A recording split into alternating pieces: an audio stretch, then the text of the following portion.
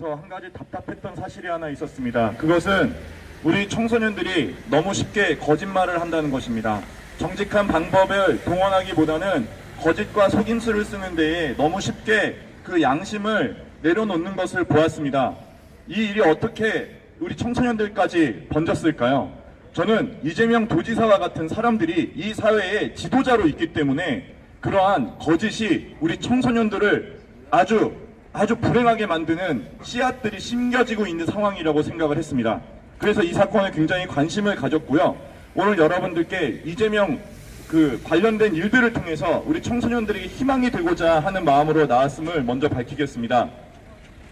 이재명 지사의 대법원 판결문을 여러분 보셨습니까? 제가 그 수십 장 되는 판결문을 좀 꼼꼼히 봤습니다. 몇 가지 황당하고 정말로 이 일이 도저히 용납이 되지 않는 몇 가지 판결문을 보았는데요. 여러분 혹시 아십니까? 이재명 도지사가 그때 당시 성남시장일 때 성남시의 시장으로서 그 예산을 받는 정신센터장이 어떠한 의학적인 그 형님에 대한 판단을 내렸는데 이재명 지사가 그것을 고치라고 요청을 했다고 합니다. 대법원 판결문에 의하면 그 사실이 사실이다 아니다는 다루지 않습니다. 그거는 그 사실은 있었다라고 다루고 있습니다. 하지만 대법원 판사는 뭐라고 얘기했냐면 그것이 직권남용으로 볼 수 없다고 합니다. 그 센터의 예산을 결정하는 사람이 어떤 의학적 판단을 바꾸라고 지시했는데 그것도 권한도 없는 지시를 했는데 그걸 바꿨거든요. 근데 그거는 법적으로 문제가 없다라고 대법원은 판결을 하면서 뭐라고 했냐면 그 센터장이 그 내용을 바꾼 것은 자신이 스스로 한 것이지 이재명의 지시 때문에 한 것이 아니라고 판결을 했습니다. 여러분 이게 대법원의 판결문이었습니다. 다음 여러분께 소개하고자 하는 것은 대법원 판결문에 의하면 토론 중에 허위 표현, 허위 사실이란 말도 제대로 못 썼어요. 허위 표현을 했을지라도 그것은 선거에서 결과로서 판단을 내려야 되는 거지 법적인 책임을 물으면 안 된다는 것입니다. 근데 여러분 문제가 뭡니까? 그 거짓말로 당선된 거 아닙니까? 도대체 대법원 판사는 무슨 얘기를 하고 있는 겁니까? 마지막으로 정말로 여러분 듣고 분개하지 않을 수 없는 내용이 있는데요.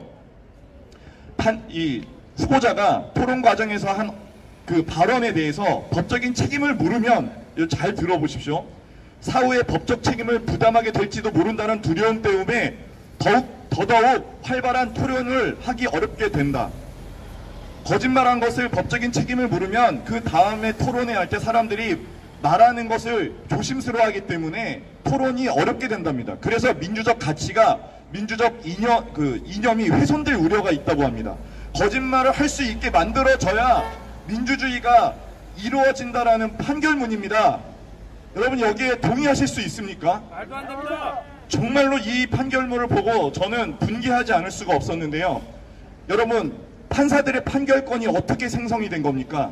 그들이 사법시험에서 한두 문제 더 맞췄다고 판결권이 주어지는 게 아닙니다. 한 사람의 인생을 구속할 수도 있고 심지어는 그 생명을 뺏어갈 수도 있는 판결권, 그것은 판사의 양심을 우리가 믿기 때문에 주어진 것이지 그 사람들이 권력을 유지하라고 사법시험에서 몇 점 더 맞았다고 그 사람들에게 주어진 게 아니지 않습니까? 그들이 양심이 살아있다라는 전제하에서 우리를 구속할 수도 있고 우리의 생명을 뺏어갈 수도 있는 판결권이 주어진 것 아닙니까? 법 철학에 의하면 판사의 판결권은 천권이라고 합니다. 하늘에서 주어진 권리. 그것을 법 철학에서는 그렇게 말할 수밖에 없는 것입니다. 그런데 대법원 판사님들한테 묻겠습니다. 성경에 의하면 당신들이 내린 이 판결은 불의합니다. 제가 이 성경이 살아있는 하나님의 말씀이라고 믿기 때문에 제가 분명히 대법원 판사님들한테 말씀드리지만 여러분들이 내린 그 판결 그대로 여러분 자녀는 살게 될 것입니다. 여러분 자녀는 아무리 노력해도 그 결과물을 거짓말하는 사람이 빼앗아가는 일을 경험하게 될 것입니다. 아무리 노력해도 거짓말하는 사람이 그 사람의 자리를 빼앗아가는 일이 그 판사들에게 반드시 이루어질 것입니다. 왜냐하면 당신들은 거짓말로 그것을 뺏어가는 것이 법적인 문제가 없다라고 밝혔기 때문에 당신들의 자녀들은 그런 거짓 가운데서 그들의 열매를 뺏기는 인생을 살게 될 거라고 저는 확신합니다. 신고한 판사님께 요청드리고 싶습니다. 신권 판사님, 많은 부담스러운 판결을 내리고 앞두고 있다는 것을 압니다. 대법원에서 무죄 취지로 파기환송하였는데요. 판사님께서 만약 이 판결에 대해서 그 대법원의 무죄 취지를 인용해 버린다면 어쩌면 판사님은 대법원 판사가 될 수 있는 길이 열릴지는 모르겠습니다. 아마 개인의 승리와 개인의 어떤 부가 주어질지도 모르겠습니다. 하지만 경고드립니다. 이 정권이 영원하겠습니까?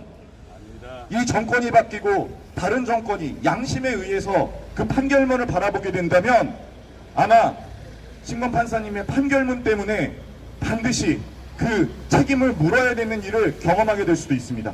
그 두렵고 떨리는 일을 가운데 있는 것입니다.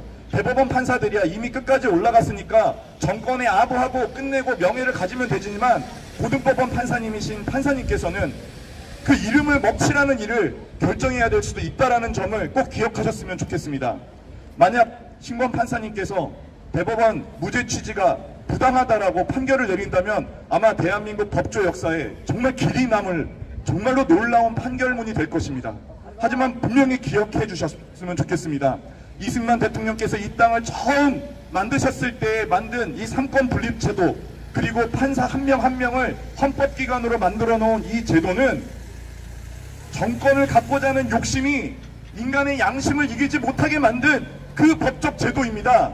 그 법적 제도, 인간의 양심을 결코 정치인의 욕심이 넘어설 수 없음을 보여주는 판결을 내릴 수 있는 기회가 신권 판사님에게 지금 주어진 것입니다.